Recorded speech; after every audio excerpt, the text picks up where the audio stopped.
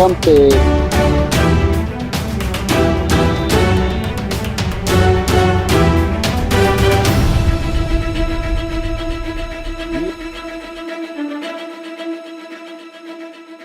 अस्सलामुअलैकुम BN Zaidi Punjabi segment के नाल पंजाबी खबरां दे विच मैं तुसां सारे बिरावां नूं जी आन आखदा।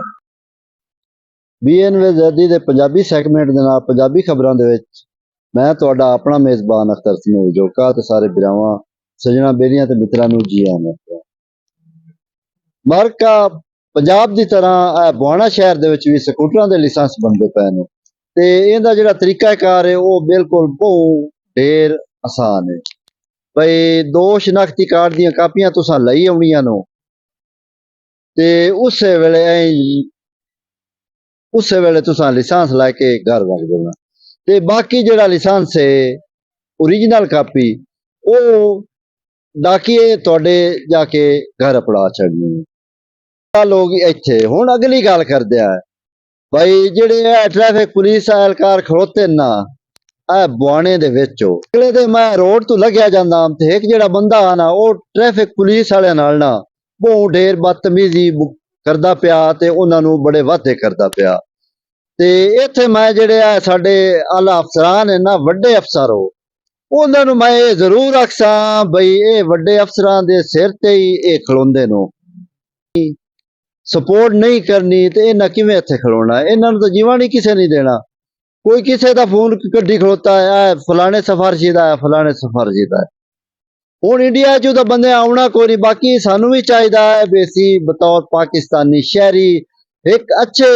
इंसान होवन दा सबूत देविए अच्छे मुआशरे दे विच असीं रहिंदे आ ते बजाए इस दे के असीं उन्हां नाल बदतमीजी करिए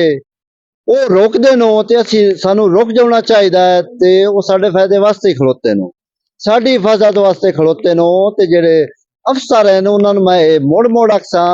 बई ये तुहाडे सिर ते खड़ोते हुंदे नो ते तुहाडी टेक ते खड़ोते नो अगर इन्हां दे नाल कोई बदतमीजी करदा है ते उहदा जवाब काह देना है